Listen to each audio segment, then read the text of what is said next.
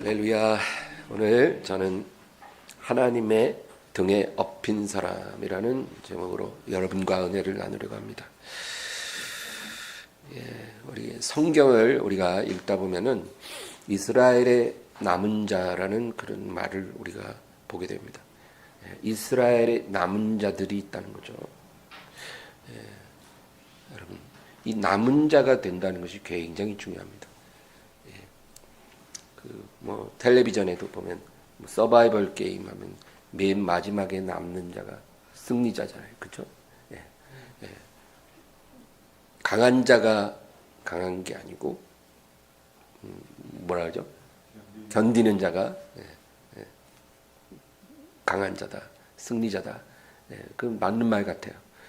끝까지 견딜 수 있다는 것이 그것이 중요합니다. 넘어져도 괜찮아요. 다시 일어나면 되니까. 근데 포기하면 안 된다는 거죠. 여러분 끝까지 남아있기를 주의 이름으로 축원합니다.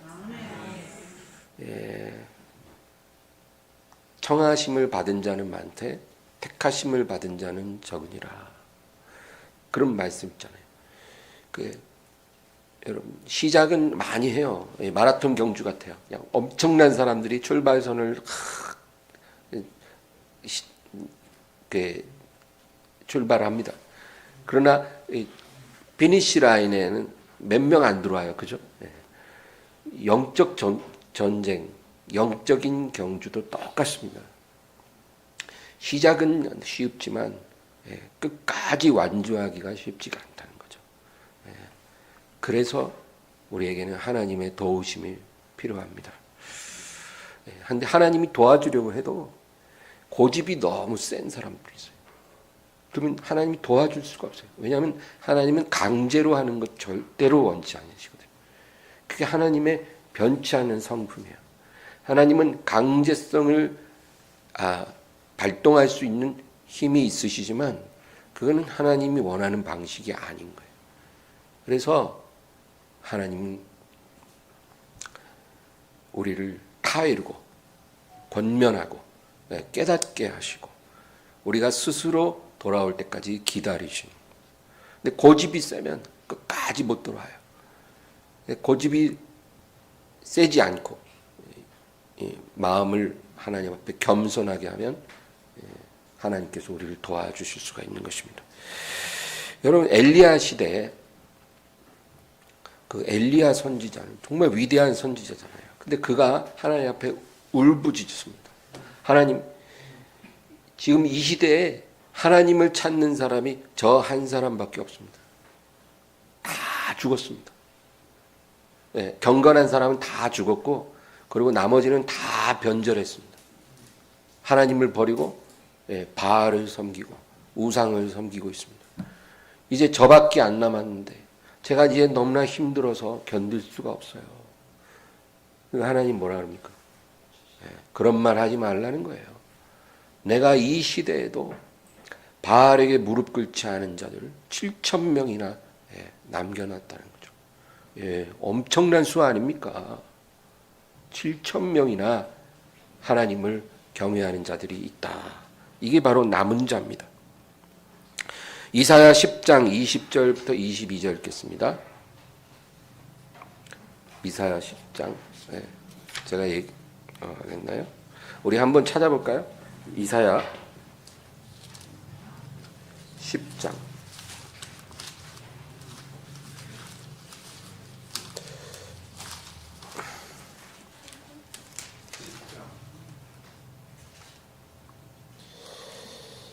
(20절에서 22절) 다 같이 읽겠습니다.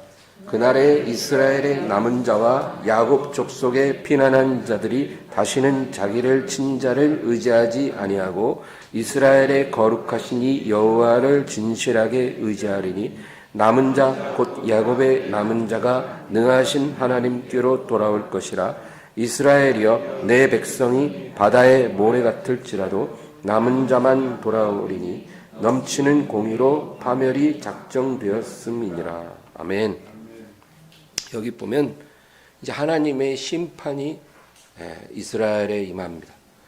그래서 모두가 다 멸망을 당하는 날이 오는데 그 상황에서도 이스라엘 중에 남은 자들이 있어 하나님께 돌아올 것이다.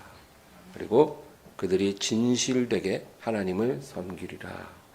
예, 그것입니다. 여러분, 하나님을 우리가 버리지 않으면 하나님은 우리를 절대로 안 버리십니다. 예, 하나님이 자기를 의지하는 자를 버렸다는 말을 들어본 적이 없어요. 문제는 우리가 마음에 이리 갔다 저리 갔다 하는 거지, 하나님은 영원히 변치 않으십니다. 그를 의지하는 자에게 항상 신실하십니다. 그러므로 우리가 하나님을 버리지 않으면 하나님은 우리를 지켜주시고 끝까지 남아서 승리자가 되게 하시고 영원히 하나님을 섬기는 그 나라의 백성으로 삼아주시는 것입니다. 그러므로 모든 그리스도인은 자기가 사는 시대에 자기가 처한 곳에서 남은 자로 살아가야 하는 것입니다. 모든 사람이 다 우상숭배에 휩쓸려 가요. 여러분, 과거에는 어떤 다른 신을 섬겼어요. 그게 우상숭배예요. 예. 여호와 하나님이 아니라 뭐 바알신, 몰렉신, 뭐 아스타롯신, 뭐 그죠? 예. 다곤신, 그런 여러 다른 신을 섬기는 게 우상숭배라고 그랬어요. 근데 오늘날에는 물론 그런 사람도 있죠. 석가모니나 알라신, 뭐 이런 힌두교에 보면 비슈누신, 이런 신들을 섬기는 사람들도 있지만 오늘날 현대인들은 어떤 우상을 섬깁니까? 다른 우상이에요. 돈이라는 우상. 돈이 하나님이에요. 그리고 쾌락이라는 우상, 성공이라는 우상, 이런 것들이에요. 이런 것이 하나님보다 더 중요한 거예요. 하나님보다 마음을 그런 것들이 꽉 채우고 있어요. 자기 모든 생각이 거기가 있고 자기 모든 시간을 거기에다 다 쏟아부어요. 이게 우상이에요. 그래서 오늘날의 사람들이 심지어는 크리스찬이라고 하면서도 돈을 섬기고 성공을 섬기며 살아가는 거예요. 그럴지라도 여러분, 우리는 이 엘리야와 그 시대의 7,000명처럼 남은 자가 되어 진실히 하나님을 섬기며 살아가야 하는 것입니다. 오늘 본문 이사야 46장 3절 다시 읽겠습니다. 야곱의 집이여 이스라엘 집에 남은 모든 자여 내게 들을지어다. 배에서 태어남으로부터 내게 안겼고 태에서 남으로부터 내게 업힌 너희여. 여기 보면 야곱의 집이여 이스라엘 집에 남은 모든 자여 내게 들으라. 지금 하나님께서 지금 모든 사람에게 말씀하는 게 아니에요. 남은 자들에게 말씀하고 싶은 거예요. 이 패역한 세계에 남은 자로 살며 여러분 믿음 지키는 것이 쉬운 일이 아닙니다. 말처럼 쉬우면 누가 못해요. 겉으로는 믿지만 실제로는 안 믿는 사람이 많아요. 많은 사람들이요, 입술로는 하나님을 믿는다고 하지만 하나님의 말씀대로는 살지 않아요.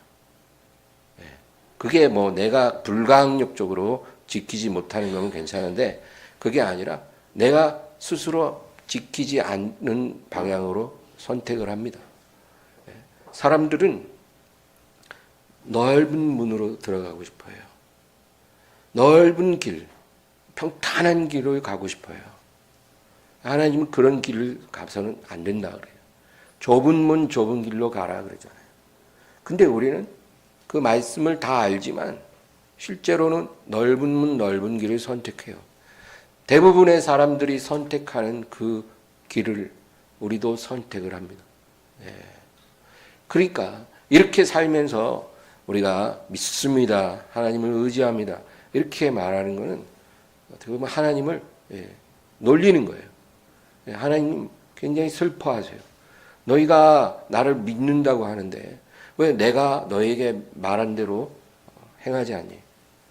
왜 너의 선택은 내가 너에게 가르쳐 준 대로 하지 않니? 그래서 이 소수의 남은 자들만이 주님 말씀대로 순종하며 사는 거예요. 좁은 문 좁은 길로 갑니다. 그 길을 갈 때 너무나 마음이 외롭고 두렵다는 거예요. 다 저 길로 가는데 나만 반대쪽으로 가려니까 너무 마음이 힘들어요. 두렵기도 해요. 정말 내 인생이 어떻게 될까? 이런 두려움이 순간순간 몰려옵니다. 하나님을 믿는다고 하지만 마음은 그렇게 힘든 거예요. 이런 남은 자들에게 하나님께서 뭐라고 말씀하냐면 배에서 태어남으로부터 내게 안겼고 태에서 남으로부터 내게 업힌 너희여. 여러분 이 말씀이 참 위로가 돼요. 여기서 동사를 주목해야 돼요. 내게 안겼고 내게 업힌 너희여. 네가 어머니 배에서 태어날 때 너를 안아준 것은 무슨 의사도 아니고 조산원도 아니고 바로 하나님이라는 거예요. 네가 어머니 배에서 태어날 때 내가 너를 안았고 네가 어머니 태에서 나올 때부터 내가 너를 업었다는 거예요. 그 다음 절 또 읽겠습니다.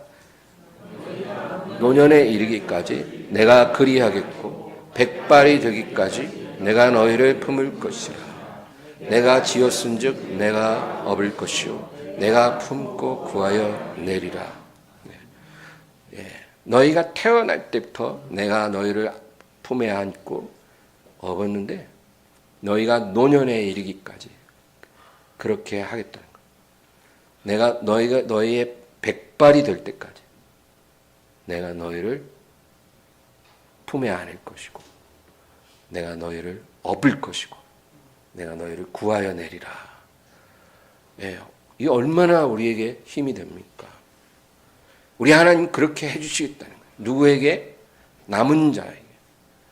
좁은 문, 좁은 길로 가는 자에게. 하나님이 그렇게 해주시겠다는 거예요. 여러분 믿으시기 바랍니다. 이게 믿어져야 좁은 문, 좁은 길로 가는 거예요. 이게 안 믿어지면 가고 싶어도 못 가요. 그러니까 예수님 뭐라 그래요? 좁은 문으로 들어가기를 힘쓰라. 들어가기를 구하여도 못하는 자가 많으리라. 들어가야 되는 거 알아요. 들어가고 싶어요. 근데 결국 못 가요. 왜? 안 믿어지니까. 머리로는 알겠는데 여기서 안 믿어져요.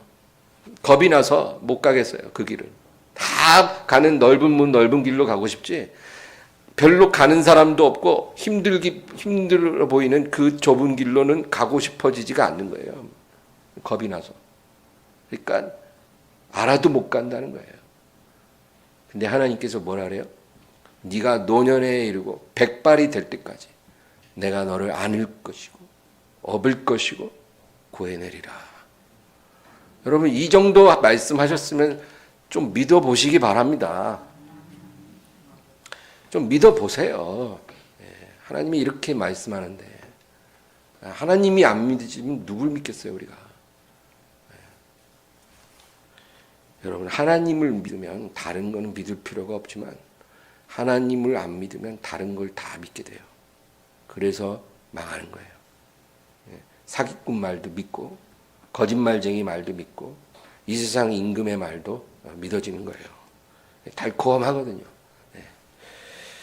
근데 저는 여기서 없는다라는 이 표현이 정말 와닿았어요. 여러분 어린 아기가 딱 태어나면 안죠. 그렇죠? 앞으로 안아요. 아기들은. 그렇지만 애가 어느 정도 자라면 어떻게 돼요? 부모가 이렇게 안기는 힘들어요. 어떻게? 등에다가 이렇게 들쳐 업는 거죠.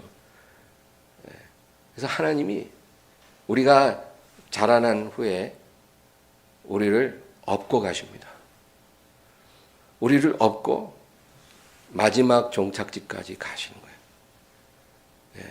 우리가 이렇게 혼자 외로이 사는 것 같아도 하나님이 우리를 업고 계십니다. 그리고 우리가 가야 할 그 마지막 도착지까지 안전하게 가시는 것입니다. 여리고로 내려가다가 강도 만난 사람이 피투성이가 돼서 쓰러져 있잖아요. 다 그냥 지나치는데 한 사람이 불쌍히 여겨, 그렇죠? 결국 상처 싸매주고 들쳐업고 주막에 가서 보살펴주지 않습니까? 우리 하나님께서 그렇게 하십니다. 여러분, 우리가 막 잘 나가고 행복하고 막 웃을 때는요, 모든 사람이 우리에게 다가와서 친구 되어줍니다. 그게 세상의 이치예요. 여러분이 성공해보세요. 여러분이 성공하면요, 생판 연락도 안 오던 사람이 연락 옵니다. 마치 우연히 한 것처럼. 원래부터 나를 되게 생각했던 사람이냐. 연락 와요. 그리고 엊그제 왔는데 또 와요. 예? 그렇다고 내가 지금 그 사람한테 뭐 해줄 수 있는 것도 없는데도 친구하자고 이렇게 연락이 와요. 근데 내가 쫄딱 망하잖아요. 그러면 기가 막히게 다 또 끊어져요. 내가 망해갖고 돈 100만 원이 아쉬워서 정말 힘들 때 아무도 내 전화 안 받아요. 이게 이 세상 이치예요, 여러분. 그런데 누가 우리 옆에 계실까요? 예수님입니다. 예수님은요, 변절하지 않는 친구예요. 그리고 우리가 피투성이로 쓰러져 있으면 우리를 들쳐업고 끝까지 가십니다. 근데 이렇게 귀한 친구를 평상시에는 아주 그냥 찬밥 취급해요. 아주 냉대합니다. 이런 친구가 어디 있어요? 근데 우리는 그 가치를 모르고 아주 냉대합니다. 그리고 헛개비 같은 이 거짓 친구들하고 그냥 희희낙낙하고 술 마시고 막 웃고 그러고 살아요. 그런데 내가 안 좋아지면 이들은 다 떠나가는데 진정한 친구이신 예수님은 그대로 내 곁에 계셔요. 나는 내가 편할 때 내 옆에 있는지도 신경 안 쓰고 살았는데 아무도 없으니까 그분이 그제서야 보이는 거예요. 아, 옆에 계셨어요? 나는 너를 한 번도 떠난 적이 없고 앞으로도 너를 떠날 마음이 없어. 나는 너를 택했기 때문에 네가 나를 존중하든 네가 나를 무시하든 나는 너를 떠나지 않을 거야. 여러분, 이런 분이 어디 있습니까? 그러니까 제발 빨리 철들어서 예수님과 동행하시고 예수님을 사랑하시기를 주의 이름으로 축원합니다. 어떤 군인들이 이제 전쟁터에 나갔어요. 전쟁터에 요즘에 뭐 여러분 팔레스타인 가자 지구에서도 전쟁이 있잖아요. 우크라이나에서도 전쟁하잖아요. 예. 앞으로 지구촌은 전쟁이 더 많아질 거예요. 근데 이 전쟁터에 군인이 나가서 전투를 하다가 부상을 당하잖아요. 심각한 총상을 입었어요. 그러면 이제 그 부상자를 전우들이 이제 부상병으로 돌봐주려고 하겠죠. 그러나 전투가 치열해지고 이제 적군들이 막 몰려오잖아요. 그럼 빨리 퇴각해야 돼요. 근데 이 부상자를 데리고 가면 다 죽을 것 같아요. 그럼 어떻게 할까요? 그냥 놔버려요. 네가 알아서 해. God bless you. 우리는 간다. 그리고 가는 거예요. 부상자라도 급박할 때는 다 버리고 그냥 가는 거예요. 근데 만약에 그 부상한 군인 옆에 그 부모가 옆에 있었다 쳐봐요. 어떻게 했을 것 같으세요? 자기 아들이 지금 피 흘려서 부상당해 쓰러져 있는데 적군이 가까이 온다고 버리고 갈 부모가 있을까요? 요즘은 그런 부모도 있더라고요. 있기는. 그러나 정상인 부모는 그럴 수 없죠. 자기 아들을 못 놔요. 끝까지. 부모니까 그거예요. 이것이 하나님 마음이에요. 하나님이 우리를 아들로 삼으셨거든요. 그래서 하나님은 우리를 못 놔요. 우리가 이뻐서가 아니에요. 아들이기 때문에. 그래서 부모의 마음으로 우리를 포기하지 못하는 거예요. 끝까지. 다 버리고 떠나도 하나님은 끝까지 우리를 들쳐업고 가는 거예요. 예.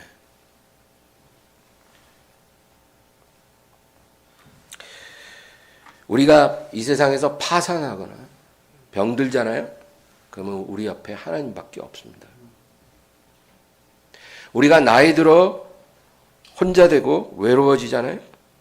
그러면 우리 옆에 누가 있어요? 하나님밖에 없어요.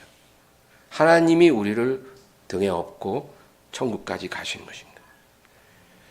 그러므로 여러분, 하나님의 자녀가 이 세상에서 내가 혼자 되었다고 느낀다면 그거는 자기의 느낌일 뿐이에요. 내가 혼자라고 느껴지는 거지 실상은 혼자가 아닙니다. 나는 지금 하나님 등에 엎여 있는 거예요. 믿습니까? 혼자라고 느껴질 때 여러분 오늘 이 말씀 기억하세요. 이사야 46장 4절 다시 읽겠습니다. 너희가 노년에 이르기까지 내가 그리하겠고 백발이 되기까지 내가 너희를 품을 것이라. 내가 지었은즉 내가 업을 것이요 내가 품고 구하여 내리라. 아멘. 그러니까 여러분 하나님은 우리에게 이렇게 행하시는데 우리는 하나님을 어떻게 대하는지 우리 스스로 살펴볼 필요가 있어요. 그리고 스스로 깨닫고 스스로 달라져야 돼요. 누가 우리에게 강제로 하는 사람 없어요. 하나님 방법도 아니에요. 우리 스스로가 생각을 하고 깨달아야 되고 변화받아야 됩니다. 우리는 죄도 많고 실수도 많지만 그래도 우리가 조심해야 될 게 하나님을 서운하게 하지 마세요. 하나님을 섭섭하게 하지 마세요. 그렇게 안 하려고 노력하시기 바랍니다. 완벽해질 수는 없겠지만 그렇게 하지 않으려고 노력하며 살아야 돼요. 그러면 하나님이 그 사람을 굉장히 이뻐하십니다. 제가 목회하면서 보니까 하나님을 서운하게 안 하려고 노력하는 성도도 드물어요. 그런 정도면 굉장히 철든 성도죠. 그게 영적 성숙이에요. 다른 게 아니에요. 뭐 장로면 성숙합니까? 권사면 성숙합니까? 전혀 안 그래요. 이거 모르면 장로 할아버지라도 그냥 갓난아기예요. 하나님 마음을 서운하게 하지 않으려고 하는 사람. 이 사람이 영적으로 성숙한 자고 하나님의 은혜를 크게 받을 자입니다. 이거는 교회 오래 다닌다고 되는 것도 아니에요. 사람 마음의 중심이 중요하더라고요. 교회 1년만 다녀도 이거 깨달은 사람은 정말 훌륭하게 잘합니다. 여러분 그런 사람이 되시기 바랍니다. 룻기라고 있어요. 구약에. 이 룻기의 나오미, 제가 자주 얘기하는 여자예요. 저는 룻보다 나오미가 이 룻기의 주인공이라고 봐요. 이 나오미는요, 불행을 당한 여자예요. 불행을 아주 많이 당했어요. 그는 모압 땅으로 이민 갔는데 거기서 남편을 여의고 남편이 죽었어요. 그리고 두 아들도 죽었어요. 그러니까 이 나오미는 불행한 여자예요. 남편도 없고 자식도 없고 그렇다고 돈 있냐? 돈도 없어요. 이제. 빈털터래요. 아무것도 없어. 뭐 건강했겠냐고요. 성경에는 안 나오지만 관절염, 디스크, 뭐 별의별 희한한 우리 60대 여자, 70대 여자들 다 갖고 있는 그런 연약함이 있었을 거 아니겠습니까? 그런 여자예요. 근데 이 나오미가 한 60대 한 중반쯤 됐을 여자예요. 아무것도 없는데 모압 며느리 2명이 옆에 있는 거예요. 참 저는 이 룻기 읽으면 희한해요. 이 모압 며느리들이 왜 시어머니 옆에 있냐고요. 남편 죽으면 장례 딱 치르고 한 달쯤 있다가 야반도주 해야죠. 아직 젊은데 뭐로 저기 시어머니 옆에 있냐고요. 근데 이 두 며느리가 옆에 있는 거예요. 그리고 나오미가 베들레헴으로 다시 가겠다 하니까 따라 나서요 또. 그거 보면 이 나옴이라는 여자의 성품이 얼마나 괜찮은지 짐작이 되죠. 며느리가 남편도 죽었는데 시어머니를 따라온다는 것은 정말 이건 흔한 일이 아닌 거예요. 그런데 이제 나오미가 중대한 결심을 합니다. 내가 이 두 며느리랑 같이 베들레헴에 돌아가서 이 며느리들의 봉양을 받고 그나마 좀 편하게 살 것인지, 아니면 아직도 젊고 창창한 며느리들을 행복하게 하기 위해 놔주고 오직 하나님 한 분 의지하고 나오는 호롤단신으로 베들레헴으로 돌아갈지, 그런 결정을 해야 하는 겁니다.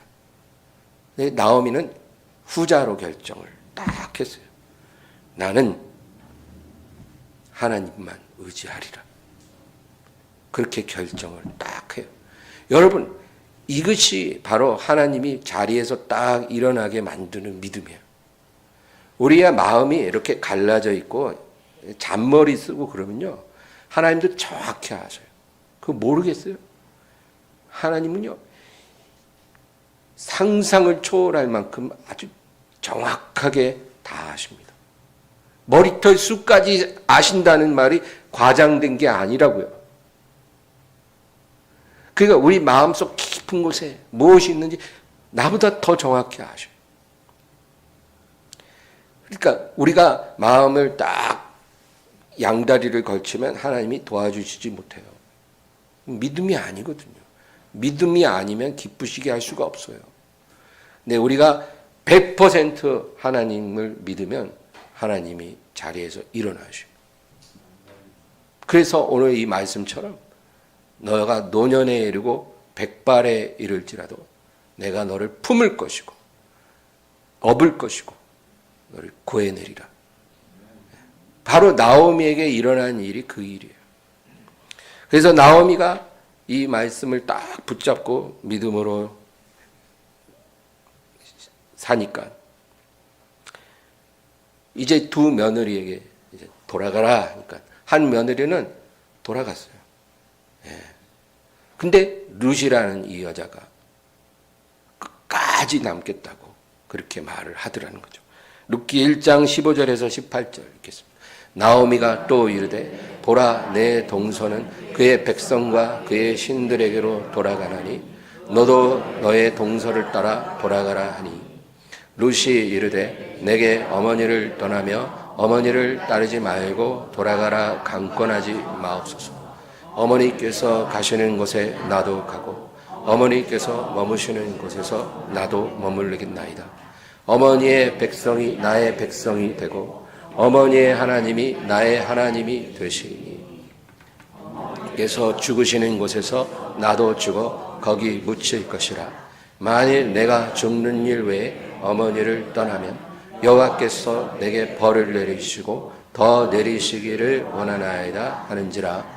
나오미가 룻이 자기와 함께 가기로 굳게 결심함을 보고 그에게 말하기를 그치니라. 여러분, 우리가요 하나님이 아니고 사람을 의지하잖아요. 그러면 그 사람이 우리를 반드시 실망시킵니다. 그가 누가 됐든 결과는 똑같아요. 하나님 대신 우리 마음이 사람을 의지하고 살기 시작하면 우리는 그 사람으로 실망하게 될 것입니다. 그러나 우리가 사람을 의지하지 않고, 사람을 의지할 수 있는 상황에서도 사람을 의지하지 않고 하나님만 의지하잖아요. 그러면 하나님이 우리에게 천사를 보내주십니다.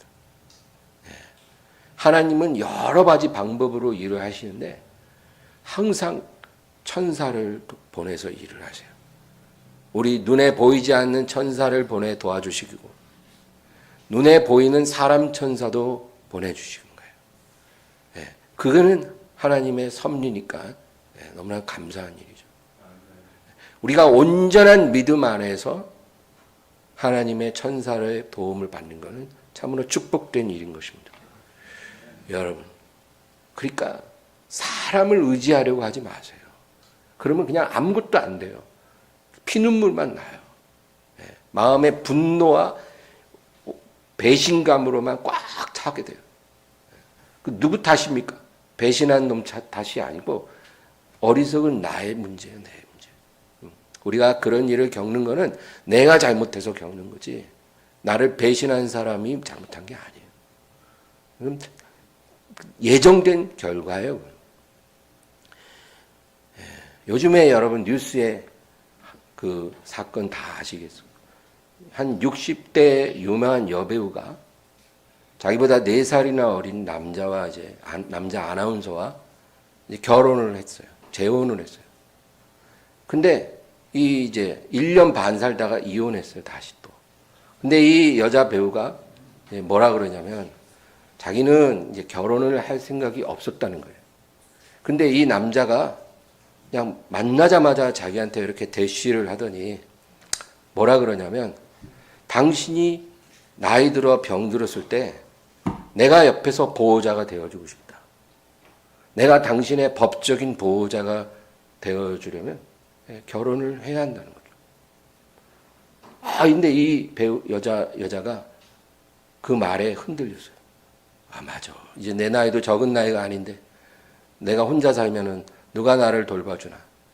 이런 연하의 남자가 내 옆에서 든든하게 보호자가 되어주면 비록 이 남자는 돈이 한 푼 없는 남자고 돈은 내가 있으니까 뭐 괜찮지 않을까. 근데 어떻게 됐어요? 결혼하고 나서 보니까 이 남자의 이 약속이 다 뻥인 거예요. 그냥 너무나 불성실해. 자기를 조금도 존중하거나 위해주질 않는 거예요. 말은 막 자기가 막 보호자가 되어주겠다 이러지만 실제로는 그렇게 행동을 안 해요. 그리고 맨날 밤늦게까지 여자 팬들하고 술 마시고 오고 그렇게 무절제하게 살더라는 거죠. 그래서 너무 실망해서 다시 이혼했어요. 1년 반 만에. 근데 놀라운 건 이 둘 다 크리스찬이라는 거예요. 이 남자는 목사님 아들이래요, 또. 그러니까 여러분, 이런 사건들이 우리에게 뭘 말해줍니까? 신앙이 다 신앙 아닙니다. 우리가 하나님을 의지하지 않고 사람에게 나의 노후를 맡기고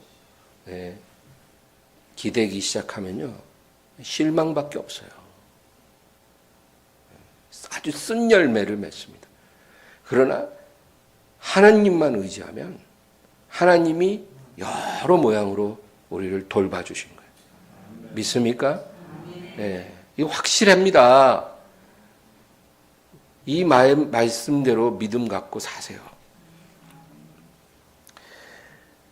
믿음으로 살아야 될 사람이 믿음으로 살지 않으면 삶에서 이런 부끄러운 열매만 잔뜩 맺히고 사는 거예요. 이 목사님 아들이라는 이 양반은 아주 거짓말쟁이에요. 거짓말쟁이. 이혼도 2번이나 했는데 1번만 했다 그러고, 내가 너를 보호해 줄게, 돌봐줄게, 이거 다 거짓말이에요. 하나님을 의지하지 않으니까 이렇게 거짓말만 하고 사는 거예요. 그러나 여러분, 이 룻기의 나오미 같은 여자는요, 자기 2 며느리가 자기를 봉양하겠다고 해도 거절하고 돌려보냈어요. 그리고 하나님만 의지하겠다 하니까 이 룻이 나오미를 계속 따라오는 거예요. 여러분, 다 내려놓고 믿음으로 사겠다 하면 하나님의 어부바 프로젝트, 제가 갑자기 그 말이 생각났어요. 어부바 프로젝트가 가동돼요. 우리가 다 지팡이도 내던지고 사람 손도 뿌리치고 나는 하나님만 의지하리라. 하나님 어부바, 그 어부바 프로젝트의 주인공이 됩니다.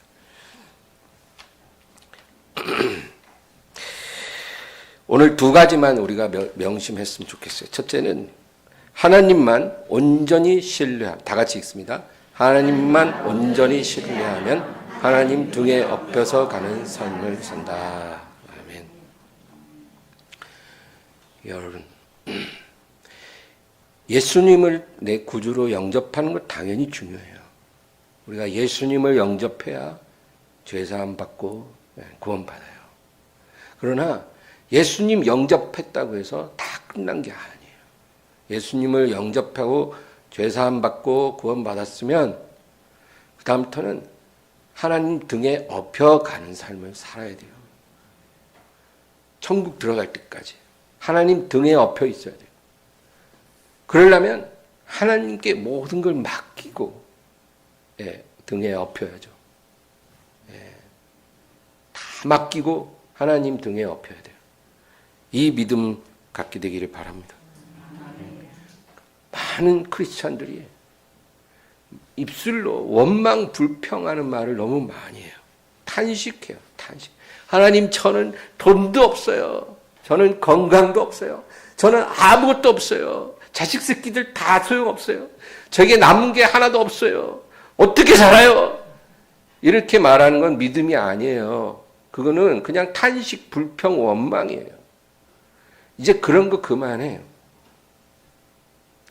그리고 하나님, 아무것도 없지만 내 옆에 하나님 계십니다. 내 옆에 예수님 나의 친구 되십니다. 내가 주님 의지합니다. 이렇게 고백하는, 믿음의 고백을 하라는 거예요. 없다 없다 탄식하지 말고, 없는 건 하나님 더 잘 알거든요. 그러니까 믿음으로 고백하며 하나님을 의지하기 바랍니다. 시편 14편 6절 읽겠습니다. 너희가 가난한 자의 계획을 부끄럽게 하나 오직 여호와는 그의 피난처가 되시도다. 아멘. 세상 사람들이 우리를 뭐라고 보든 우리의 하나님이 우리의 피난처십니다. 시편 59편 16, 17절입니다. 나는 주의 힘을 노래하며 아침에 주의 인자하심을 높이 부르리니 주는 나의 요새이시며 나의 환난 날의 피난처이심이니이다. 나의 힘이시여 내가 주께 찬송하오리니 하나님은 나의 요새이시며 나를 긍휼히 여기시는 하나님이시니이다. 아멘. 두 번째로 오늘 기억할 것은 하나님이 내게 보내주신 사람들을 귀하게 여기라. 다 같이 읽어봅니다. 하나님이 내게 보내주신 사람들을 귀하게 여기라. 여러분, 하나님이 내게 보내주신 사람을 잘 분별해야 돼요. 모든 사람이 다 그렇지는 않아요. 어떤 사람은 하나님이 보낸 사람이 아니라 마귀가 보낸 사람도 있어요. 우리를 실족시키기 위해 우리에게 다가오기도 해요. 이런 사람들은 잘 걸러내고 하나님이 내게 보내주신 사람들을 우리가 잘 분별해야 돼요. 그리고 이 사람들을 귀하게 여겨야 한다는 거예요. 왜냐하면 나를 향한 하나님의 모든 계획과 이 사람들이 다 연결되어 있다는 것입니다. 그래서 여러분, 돈보다 이 사람이 더 중요합니다. 나의 성공보다 하나님이 내게 주신 사람이 더 소중합니다. 우리 잠언서 11장 30절 읽겠습니다. 의인의 열매는 생명나무라 지혜로운 자는 사람을 얻느니라. 아멘. 하나님을 경외하는 사람은 사람을 귀하게 여기는 사람, 하나님이 주신 사람을 귀하게 여깁니다. 돈을 잃을지라도 사람을 잃지 말아야 되는 거죠. 대부분의 하나님의 축복은 사람을 통해서 옵니다. 그래서 중요해요. 하나님이 그냥 막 하늘에서 막 부어주는 게 아니에요. 대부분의 모든 축복은 하나님이 내게 보내주신 그 사람들을 통로로 사용해서 내게 여러 가지 축복이 오는 거예요. 그래서 그 사람들이 나에게 하나님의 축복의 통로가 되는 거고, 내가 그 사람에게 하나님의 축복의 통로가 되는 거예요. 서로가 그런 통로 역할을 하는 거예요. 그게 우리를 향한 하나님의 놀라운 계획이에요. 하나님은 그렇게 일을 하신다니까요. 그러니까 그 통로를 스스로 허물어 버리지 말라는 거예요.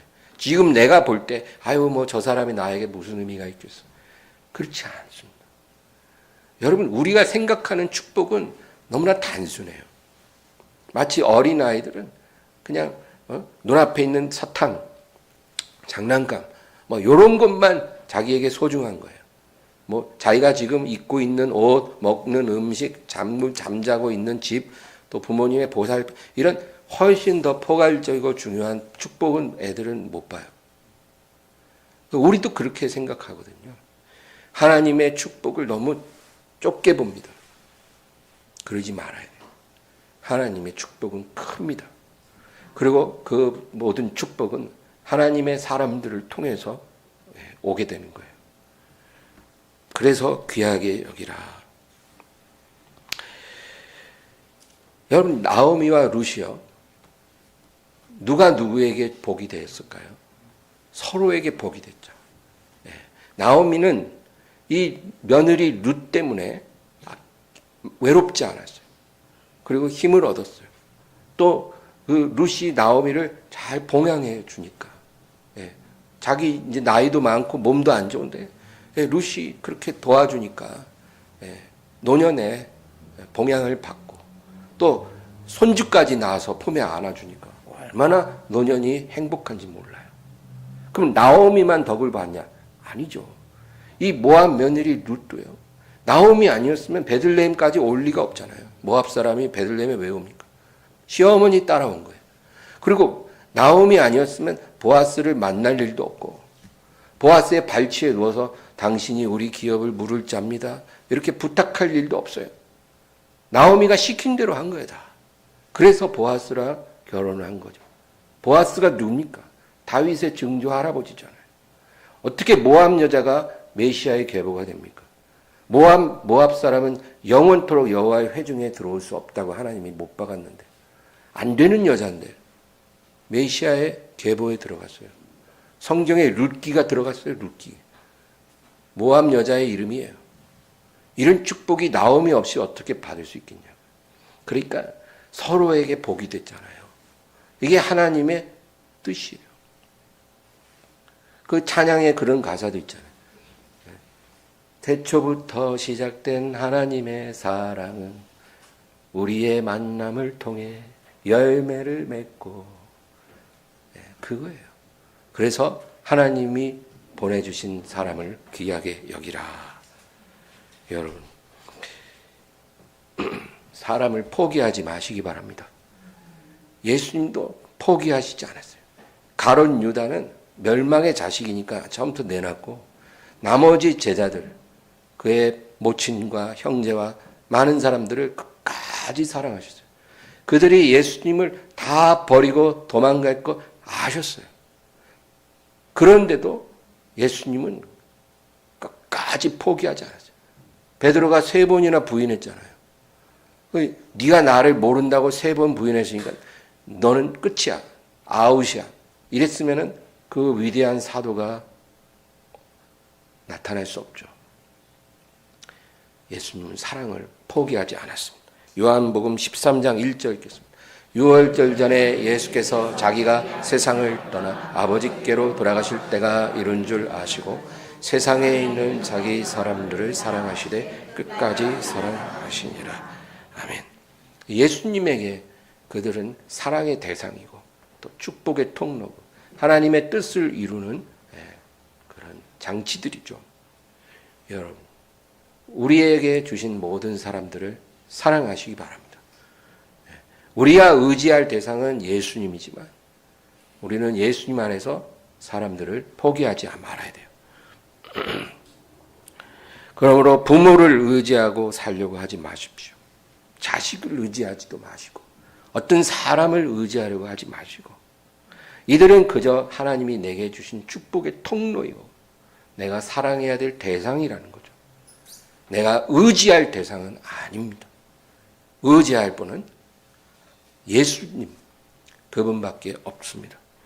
우리 마지막으로 예레미야 17장 5절에서 8절 읽고 마치겠습니다. 여호와께서 이와 같이 말씀하시니라. 무릇 사람을 믿으며 육신으로 그의 힘을 삼고 마음이 여호와에게서 떠난 그 사람은 저주를 받을 것이라. 그는 사막의 떨기나무 같아서 좋은 일이 오는 것을 보지 못하고 광야 간조한 곳 건건한 땅 사람이 살지 않는 땅에 살리라. 그러나 무릇 여호와를 의지하며 여호와를 우려하는 그 사람은 복을 받을 것이라. 물가에 심어진 나무가 그 뿌리를 강변에 뻗치고 더위가 올지라도 두려워하지 아니하며 그 잎이 청청하며 가무는 해에도 걱정이 없고 결실이 그치지 아니함 같으리라. 하나님은 너희는 오직 나만 바라봐라. 나만 의지하라. 그렇게 말씀하십니다. 너희가 그런 믿음만 갖고 있으면 내가 일평생 너희가 노년에 이르고 백발이 될 때까지도 내가 너희를 떠나지 아니하고 너희를 등에 업고 영원한 나라에 들어가리라.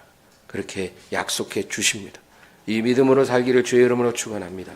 하나님 아버지 영광 찬양 감사를 드립니다. 주여 주님의 백성들을 축복해 주시고 오늘 주여 우리에게 이 믿음을 주시옵소서. 주님만 의뢰하게 하여 주시옵소서. 나오미의 결단을 우리도 갖게 하여 주시고 사람 의지하지 말고 오직 하나님만 의지하며 살게 하여 주시옵소서. 하나님께서 우리를 업어주시고 인도해 주실 줄 믿습니다. 우리 생애 끝나는 날까지 우리 주님 등 위에서 우리는 안전할 것입니다. 영광 받아 주시옵소서. 예수님의 이름으로 기도합니다.